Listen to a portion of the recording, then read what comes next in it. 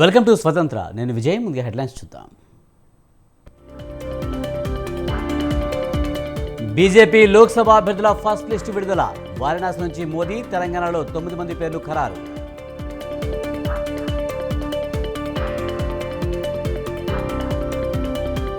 మార్చి 11న ఇందిరమ్మ గృహ నిర్మాణ పథకం ప్రారంభం. ఎన్నికలు ఇచ్చిన హామీల అమలు దిశగా తెలంగాణ ప్రభుత్వం.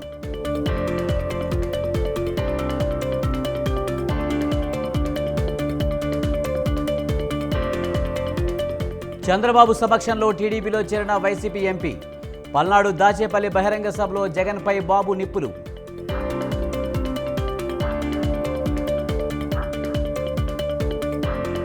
కేటీఆర్ ఇప్పటికీ తండ్రి చాటు కొడుకే. బీఆర్ఎస్పై మంత్రి కోమటిరెడ్డి వెంకటరెడ్డి ధ్వజం.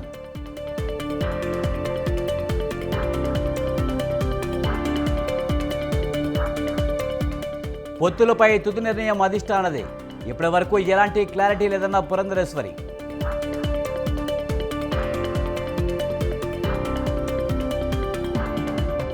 తెలంగాణ ఆర్టీసీకి బహుమతుల పంట.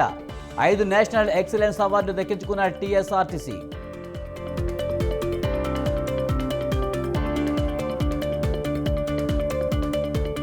సంక్షోభం అంచునే హిమాచల్ గవర్నమెంట్. రెబల్ వర్గం వైపు మరికొందరు ఎమ్మెల్యేలు.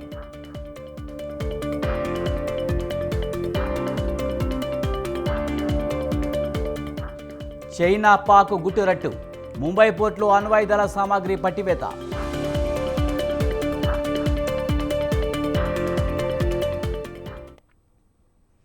ప్రశ్నించిన వారిని వేధించడమే సీఎం జగన్ పనిగా పెట్టుకున్నారని టీడీపీ అధినేత చంద్రబాబు అన్నారు. రాష్ట్రం ప్రజలపై ఎలాంటి గౌరవం లేని వ్యక్తి సీఎంగా ఉండేందుకు ఏమాత్రం అర్హత లేదని మండిపడ్డారు. నెల్లూరు జిల్లాలో వైసీపీ కీలక నేత వేమిరెడ్డి ప్రభాకర్ రెడ్డి, ఆయన సతీమణి ప్రశాంత్ రెడ్డి టీడీపీలో చేరారు. చంద్రబాబు సమక్షంలో వారిద్దరూ పసుపు కండువా కప్పుకున్నారు. ఇటీవల వైసీపీకి రాజీనామా చేసిన వేమిరెడ్డి ప్రభాకర్ రెడ్డి నెల్లూరుకు చెందిన పలువురు కార్పొరేటర్లు, సర్పంచులతో కలిసి టీడీపీలో చేరారు. ఈ సందర్భంగా సీఎం జగన్ మీద తీవ్రస్థాయిలో మండిపడ్డారు చంద్రబాబు. సీఎం జగన్ అవలంబిస్తున్న తీరును చూస్తే చాలా బాధేస్తుందని అన్నారు. అహంకారంతో ఇష్టానుసారం రాష్ట్రాన్ని నాశనం చేసిన వ్యక్తిని ఇంటికి పంపించవలసిన సమయం వచ్చిందని చెప్పారు. భావితరాల భవిష్యత్తు కోసం జగన్ను గద్దె దించాలని పిలుపునిచ్చారు. బాబాయ్ హత్యపై సమాధానం చెప్పేందుకు సిద్ధమా అని జగన్కు సవాల్ విసిరారు. రాజకీయ రౌడీలను నిమిషంలోపే అణిచివేసే శక్తి టీడీపీకి ఉందని చంద్రబాబు స్పష్టం చేశారు.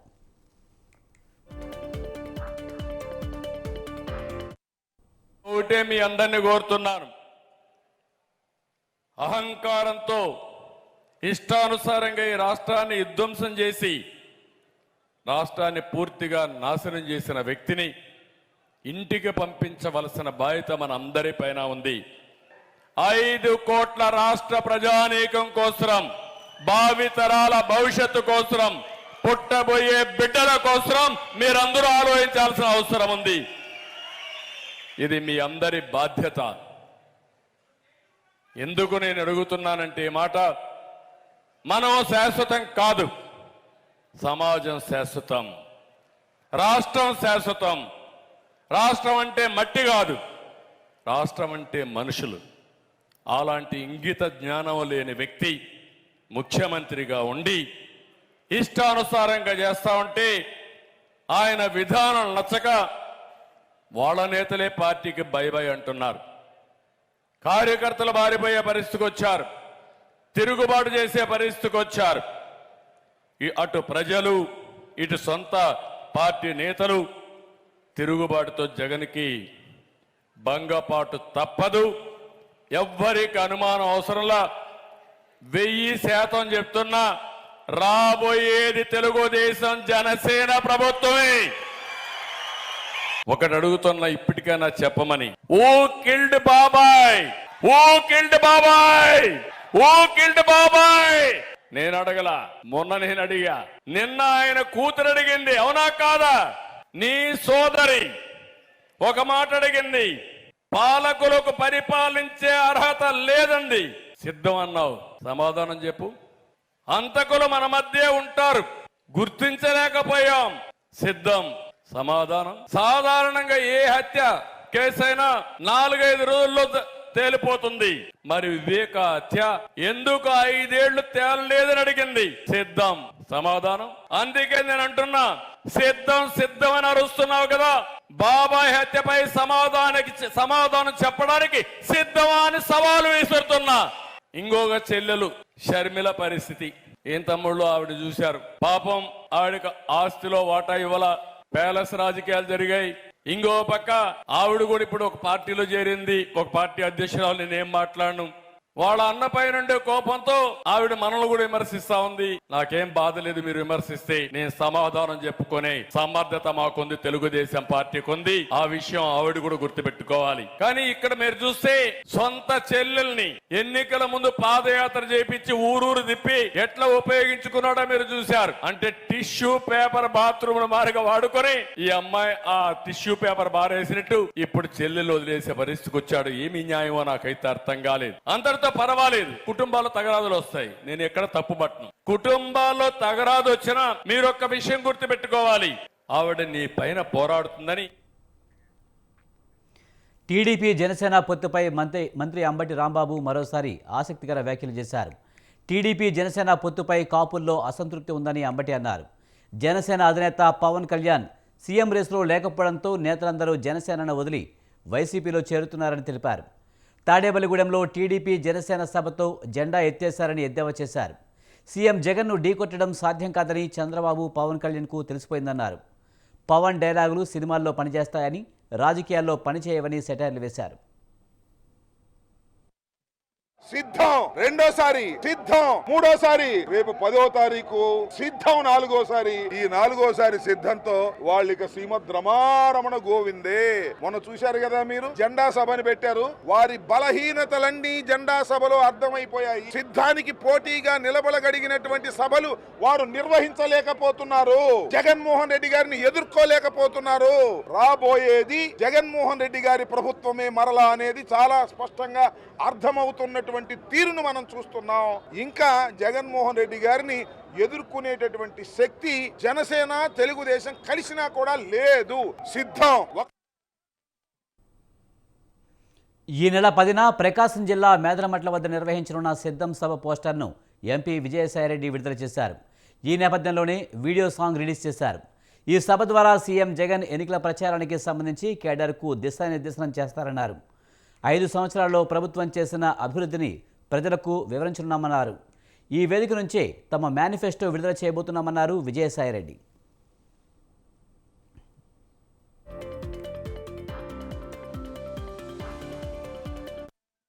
మార్చి నెల 10వ తారీఖున బాపట్ల పార్లమెంటు పరిధిలో 4వ సిద్ధం మహాసభ వైఎస్ఆర్ కాంగ్రెస్ పార్టీ జరుపుకుంటుంది.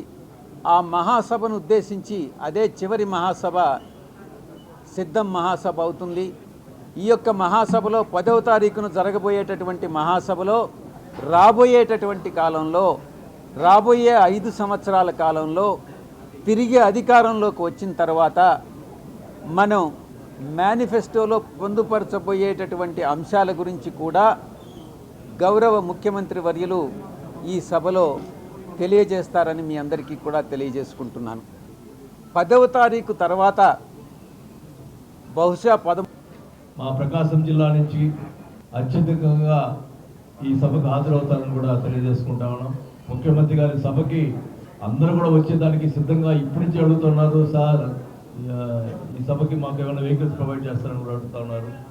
కానీ కొంతమంది స్వచ్ఛంగా వచ్చేదానికి కూడా రెడీగా అవుతూ ఉన్నారు. ఏ పరిస్థితుల్లో కూడా ఈ సభ సక్సెస్ అవుతుందని. మరి ఎందుకంటే ఈరోజు చూస్తున్నారు, తెలుగుదేశం ప్రభుత్వం వాళ్ళు చేస్తున్నటువంటి తెలుగుదేశం జనసేన కలిస్తే ఏమీ కాదనేది ప్రజలు ఈరోజు నిరూపిస్తారని కూడా తెలియజేసుకుంటా ఉన్నా. ఏపీలో ఎన్నికలు సమీపిస్తున్న వేళ టికెట్ దక్కని వారు పార్టీలు మారుతున్నారు. వైసీపీ టికెట్ దక్కని నేతలు టీడీపీలో చేరుతున్నారు. ఏపీ మంత్రి గుమ్మనూరు జయరాం సైతం టీడీపీలో చేరేందుకు ముహూర్తం ఖరారు చేసుకున్నారు. ఈ నెల 5న ఆయన టీడీపీలో చేరనున్నారు. అనంతపురం జిల్లా గొంతకల్ టికెట్ ఇచ్చేందుకు టీడీపీ హామీ ఇచ్చిందనే ప్రచారం జరుగుతుంది. ఈ నేపథ్యంలో ఆయనతో పాటు అనుచర వర్గం వైసీపీని వీడి తెలుగుదేశం పార్టీలో చేరేందుకు సిద్ధమయ్యారు. అయితే ఆలూరు, గొంతకల్ టీడీపీ నేతలు గుమ్మనూరు చేరికపై అభ్యంతరం వ్యక్తం చేస్తున్నారు.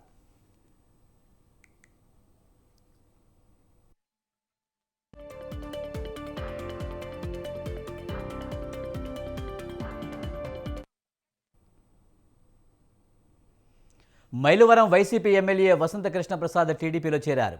హైదరాబాద్లోని టీడీపీ అధినేత చంద్రబాబు నివాసంలో ఆయన సమక్షంలో పార్టీలో చేరారు. వసంత కృష్ణప్రసాద్కు పార్టీ కండువా కప్పిన చంద్రబాబు టీడీపీలోకి ఆహ్వానించారు. మైలవరం అభివృద్ధి కోసమే తాను టీడీపీలో చేరానని వసంత కృష్ణప్రసాద్ తెలిపారు. పార్టీ ఎక్కడ చెబితే అక్కడ పనిచేస్తానన్నారు.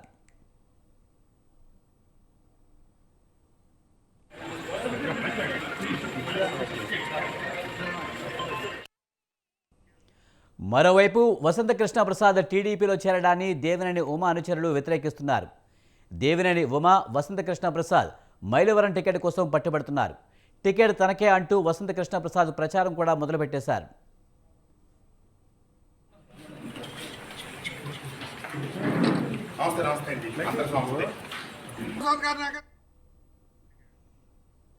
వచ్చే పార్లమెంట్ ఎన్నికల్లో తెలంగాణలోని 17 సీట్లను బీజేపీ సాధిస్తుందని కేంద్ర మంత్రి కిషన్ రెడ్డి ధీమా వ్యక్తం చేశారు.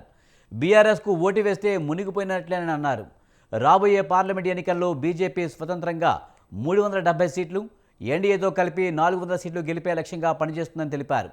తెలంగాణలో చేపట్టిన విజయ సంకల్ప యాత్రకు మంచి స్పందన వస్తుందన్నారు. మరో 5 ఏళ్లు కూడా మోదీ ప్రభుత్వం రాబోతుందని కిషన్ రెడ్డి ధీమా వ్యక్తం చేశారు. 20 సంవత్సరాలు ఒక ఎజెండా ఉంటుంది.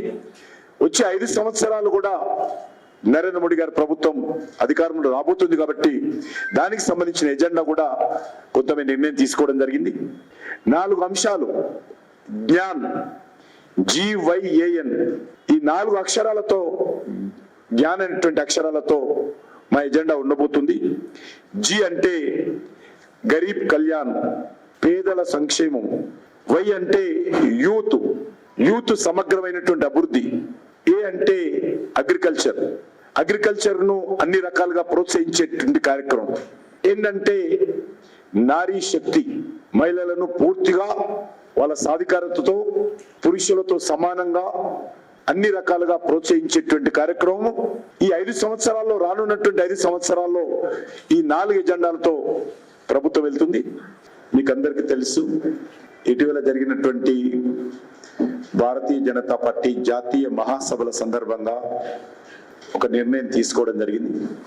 వచ్చే పార్లమెంట్ ఎన్నికల్లో బీజేపీ స్వతంత్రంగా 370 సీట్లు, ఎన్డీఏతో కలిపి 400కు చేరుకోవాలనే లక్ష్యంగా ఈరోజు భారతీయ జనతా పార్టీ దేశవ్యాప్తంగా ప్రజల నుంచి వస్తున్నటువంటి స్పందనను దృష్టి పెట్టుకొని ముందుకెళ్తా ఉన్నాం.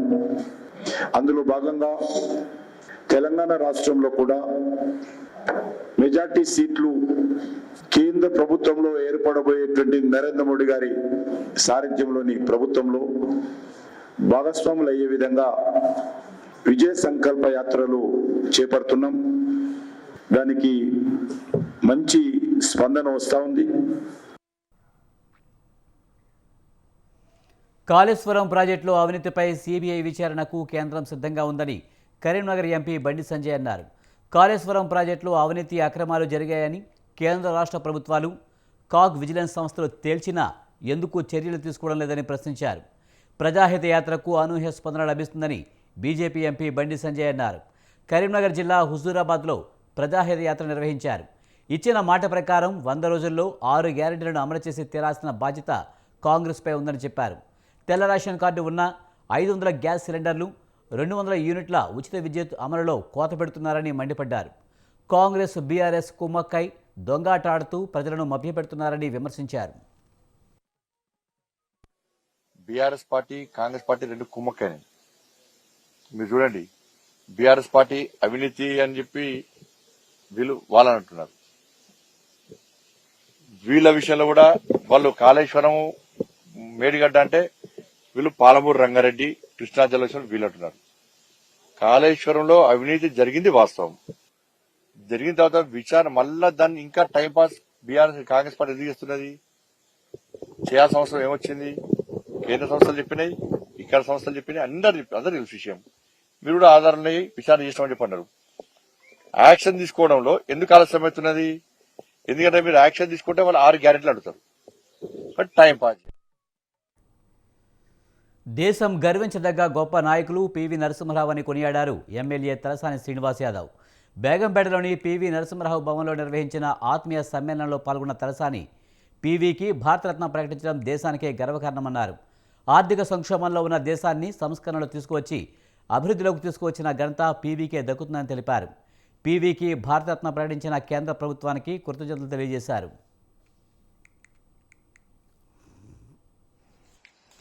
ఆత్మీయ సమావేశం ఏర్పాటు చేసుకోవడం ఈ భారతదేశంలో కాదు ప్రపంచం గర్వపడేటువంటి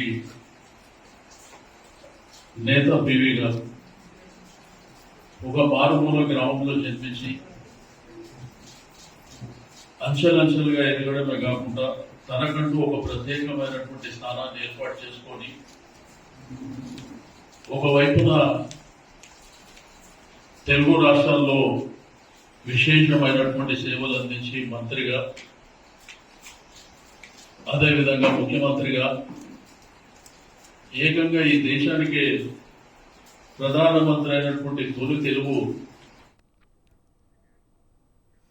మాజీ మంత్రి మేడ్చల్ ఎమ్మెల్యే మల్లారెడ్డికి అధికారులు షాక్ ఇచ్చారు. గుండ్లపోచంపల్లి మున్సిపాలిటీ హెచ్ఎండిఏ లేఅవుట్లో మల్లారెడ్డి వేసిన రోడ్డును తొలగించారు. తన కాలేజీ కోసం మల్లారెడ్డి 1250 గజాల భూమిని ఆక్రమించి రోడ్డు నిర్మించారని ఆరోపణలు ఉన్నాయి. దీనిపై ఎంపీగా ఉన్న సమయంలో రేవంత్ రెడ్డి అధికారులకు ఫిర్యాదు చేశారు. ఈ మేరకు హెచ్ఎండిఏ స్థలం ఆక్రమణపై మేడ్చల్ కలెక్టర్ వేసిన రోడ్డును అధికారులు తాజాగా తొలగించారు. గుండ్లపోచంపల్లి మున్సిపాలిటీ పరిధిలో గల కమలానగర్ ఏరియాలోని హెచ్ఎండి లేఅవుట్ ఏదైతే గతంలో బంద్ చేసిన లేఅవుట్ నెంబర్ 61/H/2004 డేటెడ్ 10/11/2004 ప్రకారంగా ఇది కమలానగర్ ఉన్నటువంటి లేఅవుట్ ఇది పార్క్ కింద అప్లోడ్ కావాల్సిన లేఅవుట్ ద్వారా వచ్చింది. మాజీ ఎంపీ చేగొండి హరిరామ జోగయ్య మరో లేఖ విడుదల చేశారు. తాను చర్చించే వరకు జనసేనతోనే ఉంటారని 4 పేజీల లేఖలో స్పష్టం చేశారు. పవన్ కళ్యాణ్కు రాష్ట్ర అధికారంలో భాగస్వామ్యం దక్కే వరకు తన పోరాటం ఆగదన్నారు హరిరామ జోగయ్య. కాపులు, బడుగు, బలహీన వర్గాల ఆశలకు నీళ్లు పోసి పెంచడమే ఇకపై తన కర్తవ్యమని తెలిపారాయన.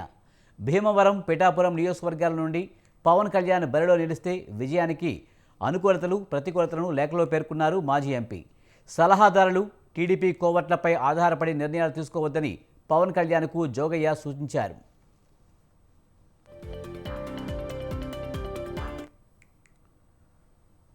సార్వత్రిక ఎన్నికలు నిర్వహించేందుకు కేంద్ర ఎన్నికల సంఘం సన్నద్ధమవుతుంది. ఇప్పటికే దేశవ్యాప్తంగా ఆయా రాష్ట్రాలను సందర్శించి పరిస్థితులను అంచనా వేశారు.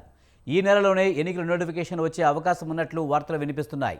ఇదిలా ఉంటే దేశవ్యాప్తంగా ఉన్న ఆయా రాష్ట్రాలకు చెందిన పార్టీలకు, నేతలకు ఎన్నికల సంఘం హెచ్చరికలు జారీ చేసింది. ప్రచారంలో భాగంగా తప్పుడు హామీలతో ప్రజలను మభ్యపెట్టే ప్రకటనలు చేయవద్దని సూచించింది.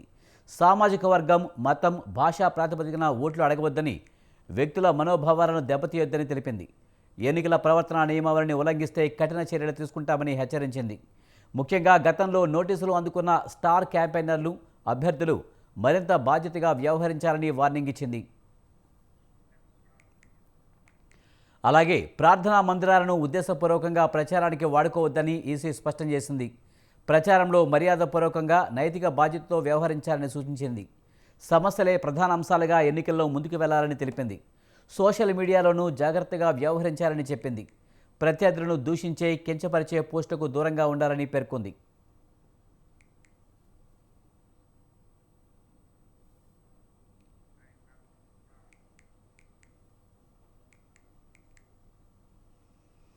సార్వత్రిక ఎన్నికలకు కాంగ్రెస్ సన్నద్ధమవుతుంది. ఈ నెలలోనే కేంద్ర ఎన్నికల సంఘం నోటిఫికేషన్ విడుదల చేయనుంది. ఈ నేపథ్యంలో దేశవ్యాప్తంగా కాంగ్రెస్ శ్రేణులను సన్నద్ధం చేస్తుంది. ఇప్పటికే అధికార బీజేపీ ఎన్నికల శంఖారావం పూరించింది. ప్రధాని మోడీ ఆయా రాష్ట్రాల్లో పర్యటిస్తూ పలు అభివృద్ధి పనులను ప్రారంభిస్తూ ప్రచారం చేపడుతున్నారు. అలాగే అభ్యర్థుల లిస్టు కూడా రెడీ అయిపోయింది. మరికొన్ని గంటల్లో విడుదలయ్యే అవకాశాలు ఉన్నాయి.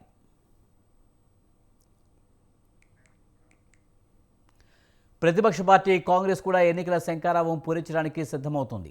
వచ్చే వారం నుంచే ఎన్నికల ప్రచారం ప్రారంభించేందుకు సిద్ధమవుతుంది. మరోవైపు మార్చి 4న మేనిఫెస్టో కమిటీ కూడా సమావేశమవుతుంది. ఈ సమావేశంలో 2024 ఎన్నికల్లో కాంగ్రెస్ ఇవ్వబోయే హామీలు, పథకాలపై చర్చించనుంది.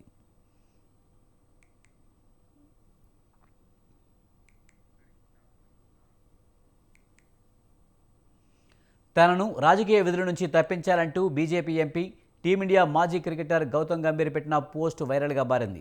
ఈ క్రికెట్కు సంబంధించి బాధ్యతల నిమిత్తం తన్ను రాజకీయ విధుల నుంచి తప్పించమని బీజేపీ అధ్యక్షుడు జేపీ నడ్డాను అభ్యర్థించారన్నారు గంభీర్. ప్రజలకు సేవ చేసుకునే అవకాశం కల్పించిన ప్రధాని మోదీకి కృతజ్ఞతలు, జై హింద్ అంటూ ఆయన సోషల్ మీడియాలో పోస్ట్ పెట్టారు. ప్రస్తుతం ఈ పోస్ట్ వైరల్గా మారింది.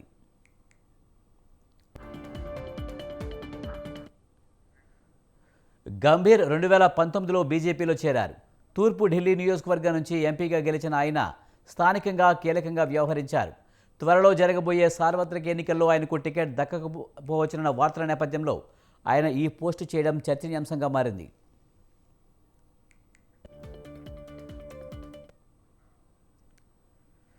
బెంగళూరులోని రామేశ్వరం కేఫ్లో జరిగిన బాంబు పేలుడుపై దర్యాప్తు ముమ్మరం చేశారు పోలీసులు. కేఫ్లో ఉంచిన పేలుడు పదార్థాలతో కూడిన బ్యాగ్లో పేలుడు జరిగింది. బెంగళూరులో పేలుడు జరిగిన ఒక్కరోజు తర్వాత అనుమానితులు బ్యాగ్ను మోస్తున్న మొదటి చిత్రం బయటపడింది. ఓ వ్యక్తి చేతిలో క్యాప్, మాస్క్, ఐఈడీతో కూడిన బ్యాగ్ కేఫ్లోకి ప్రవేశించడం, ఆపై దానిని అక్కడే వదిలేయడం సీసీటీవీ ఫుటేజ్లో కనిపిస్తోంది. బెంగళూరులోని వైట్ ఫీల్డ్ ప్రాంతంలో ఉన్న రామేశ్వరం కేఫ్ నగరంలోని అత్యంత ప్రసిద్ధి కేఫ్లలో ఒకటి. నిందితుడు పేలుడుకు ముందు బ్యాగ్ను కేఫ్లో ఉంచి అక్కడి నుంచి అదృశ్యమయ్యాడు. అనుమానితుడితో కనిపించిన వ్యక్తిని కూడా బెంగళూరు పోలీసులు అదుపులోకి తీసుకుని విచారిస్తున్నారు. ఈ వ్యక్తి బెంగళూరు నివాసి. ప్రస్తుతం సెంట్రల్ క్రైమ్ బ్రాంచ్ ప్రత్యేక బృందం అతన్ని విచారించే పనిలో నిమగ్నమై ఉంది.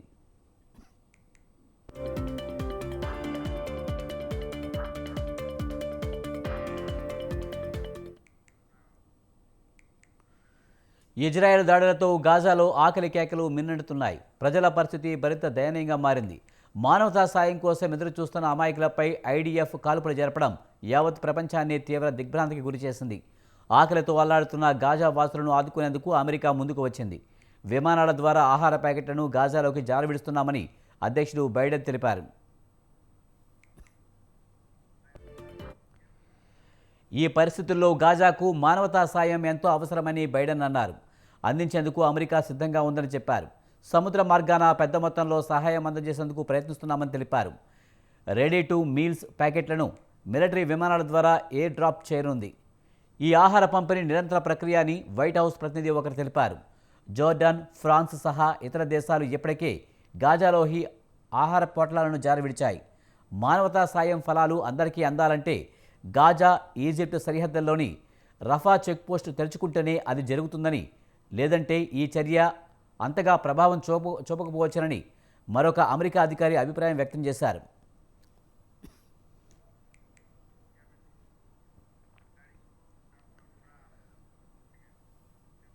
మహిళల విజయంపై శక్తివంతమైన సందేశంతో కూడిన అర్బన్ కంపెనీ ప్రకటనపై టెన్నిస్ స్టార్ సానియా మిర్జా స్పందించారు. ఈ యాడ్పై సానియా మిర్జా ఉద్విగ్నంగా సోషల్ మీడియాలో సుదీర్ఘ పోస్ట్ పెట్టారు.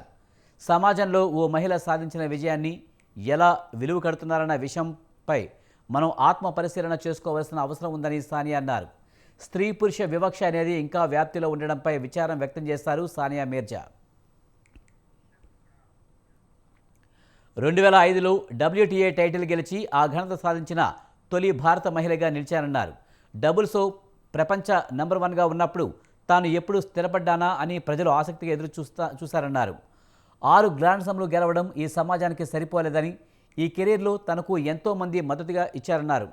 కానీ ఓ మహిళ విజయం సాధించినప్పుడు నైపుణ్యాలు, శ్రమకు బదులుగా అసమానతలు, ఆమె ఆహార్యం గురించి ఎందుకు చర్చిస్తారనేది ఇప్పటికీ అర్థం కాదన్నారు.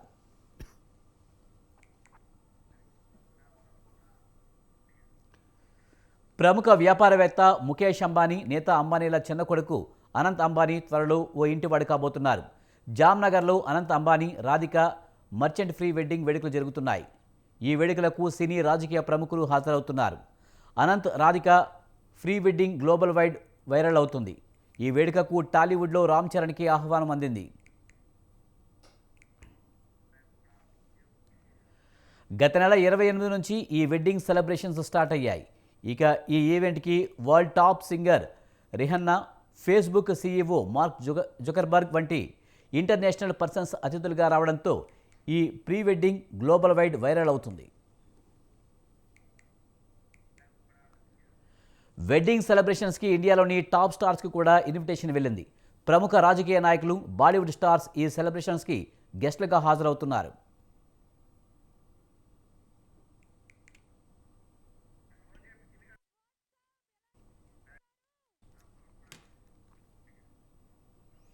ఇవి ఈ బ్రిటన్ విశేషాలు. చూస్తూనే ఉండండి స్వతంత్ర.